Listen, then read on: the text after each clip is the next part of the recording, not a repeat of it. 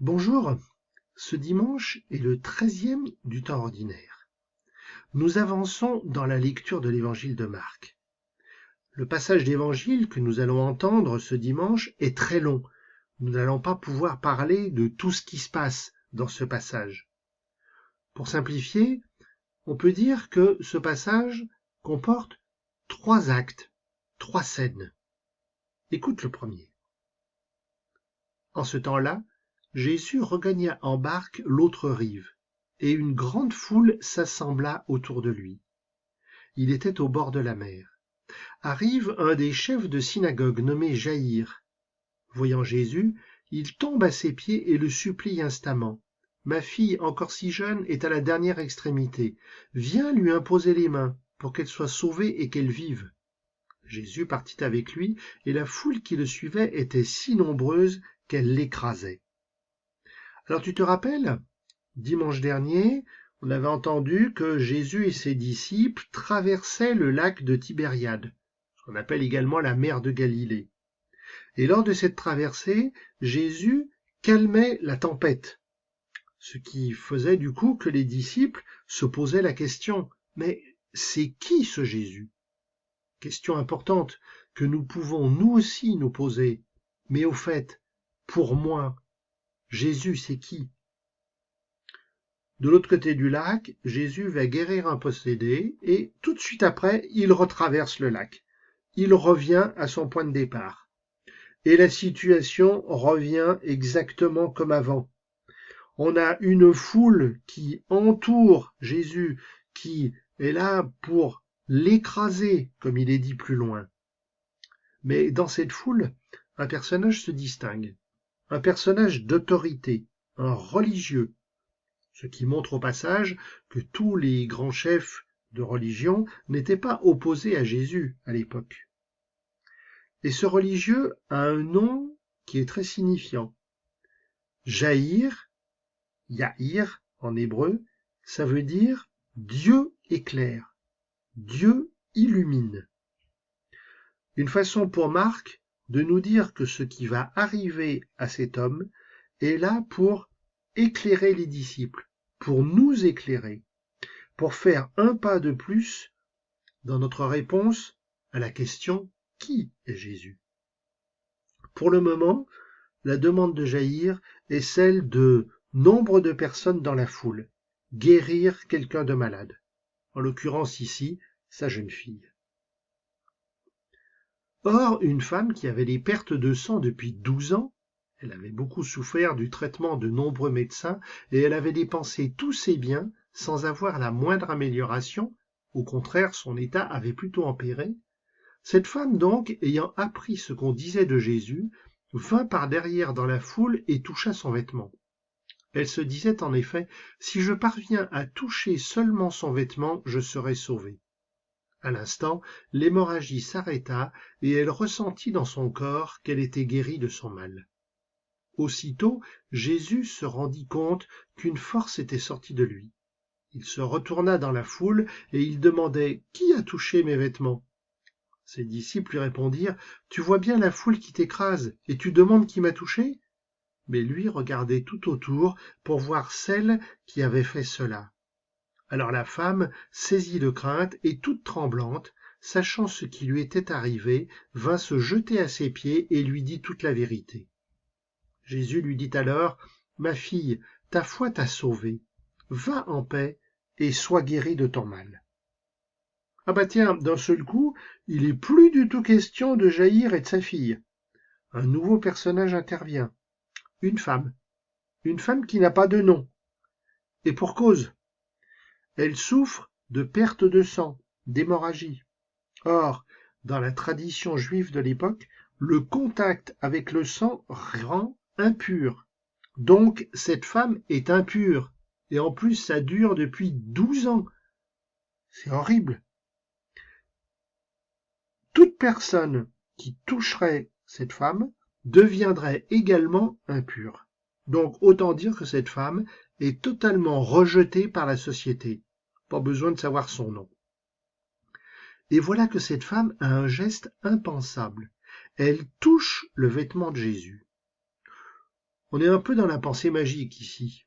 À l'époque, on pensait que toucher le vêtement d'un guérisseur suffisait pour être guéri. Alors bien sûr, la réaction de Jésus peut étonner. Après tout, cette femme, elle est guérie, c'est bien, tout va bien. Et en plus, comme disent les disciples, c'est une question un peu étrange, car la foule entoure, écrase Jésus, comment savoir qui l'a touché? Mais Jésus insiste. Apparemment, ça doit être important qu'on sache qui a fait ce geste. Et donc la femme se dénonce. Et c'est bien ce qu'attendait Jésus. Pas parce qu'il est en colère, pas parce qu'il veut la gronder, mais pour que cette femme exprime devant tous sa situation, sa demande, et que tous se rendent compte ce qui lui est arrivé. Jésus l'a fait sortir de la pensée magique. Elle n'est pas guérie simplement parce qu'elle a touché le vêtement, mais elle est guérie parce qu'elle a eu confiance en Jésus, parce qu'elle a foi en Jésus. Et Jésus le dit, c'est la foi qui sauve.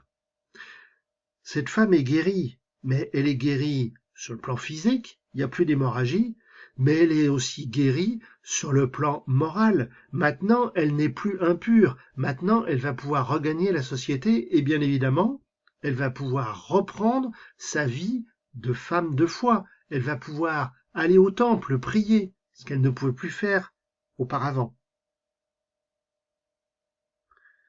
Comme il parlait encore, des gens arrivent de la maison de Jaïr, le chef de synagogue, pour dire à celui-ci, « Ta fille vient de mourir, à quoi bon déranger encore le maître ?»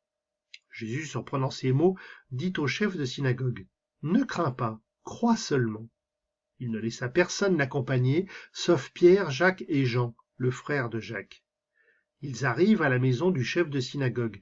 Jésus voit l'agitation des gens qui pleurent et poussent de grands cris.